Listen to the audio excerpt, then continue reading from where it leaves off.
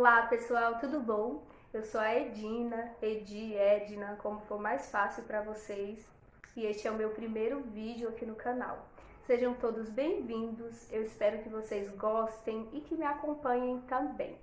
Bom, para este primeiro vídeo eu escolhi falar de um assunto bem importante e um pouquinho burocrático também.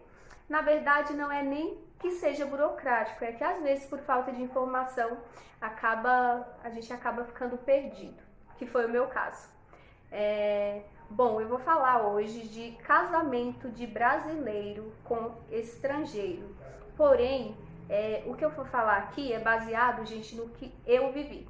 No meu caso, o meu esposo é sueco, então se você tem um namorado ou noivo que é de outro país, é importante vocês verificarem certinho, porque pode ser que não sejam os mesmos documentos que nós precisamos para realizar o nosso casamento, tá bom?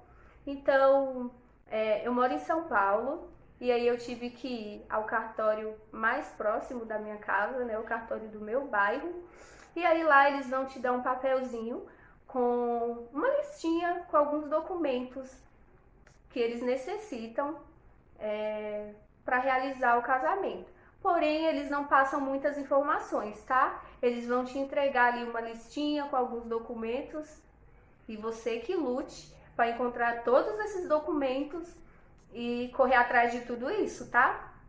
Então é importante que vocês tirem bastante dúvidas, porque no meu caso eu enviava enviava e-mail toda semana. Como é pertinho de casa, eu cheguei aí várias vezes pessoalmente e ainda assim tivemos problemas com os nossos documentos. E aí tivemos que gastar um valor assim que, se a gente tivesse todas as informações, poderia ter sido evitado.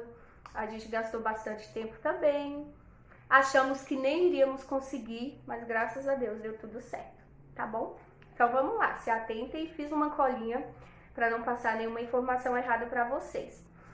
Bom, no caso do noivo ou noiva brasileira, eles pedem certidão de nascimento, RG, CPF ou CNH.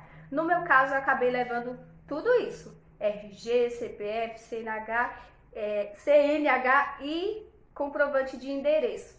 Gente, esses documentos para pessoas solteiras, tá? Se por acaso for uma pessoa divorciada ou viúvo, é importante ver certinho, porque aí muda um pouco, tá? São outros documentos.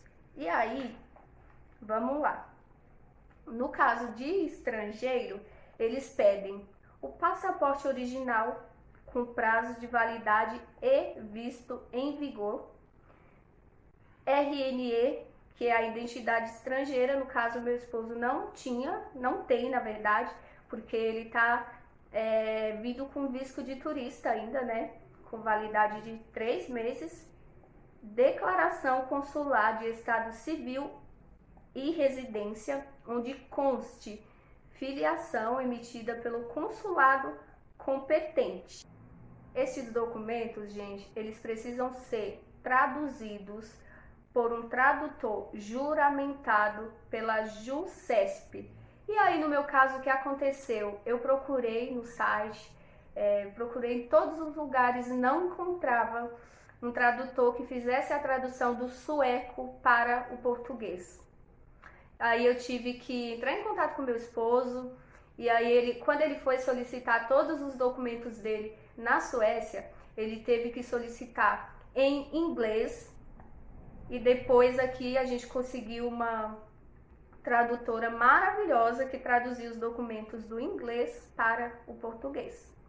Então, além dessa tradução, caso o nubente não fale português, será necessário um tradutor público, também juramentado pela JuCesp, para te acompanhar no dia da marcação e no dia do casamento. E nós tivemos que pagar a tradutora para fazer a tradução de todos os documentos e para nos acompanhar também.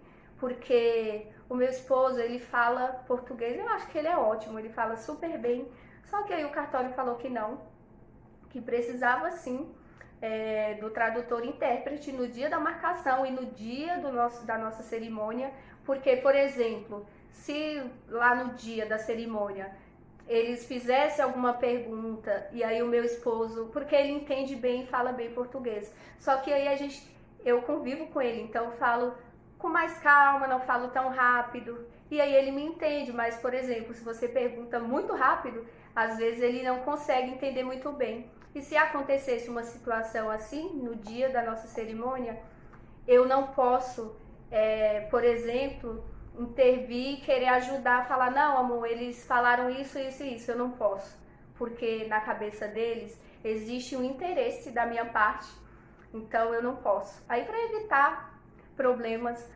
acabamos contratando aí o serviço da tradutora, que foi a mesma que traduziu os documentos.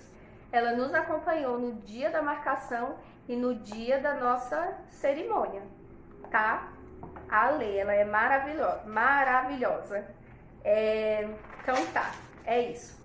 E aí, o que acontece? Quando o estrangeiro solicita os documentos no país dele, é importantíssimo na verdade, porque senão não tem casamento, que esses documentos estejam apostilados.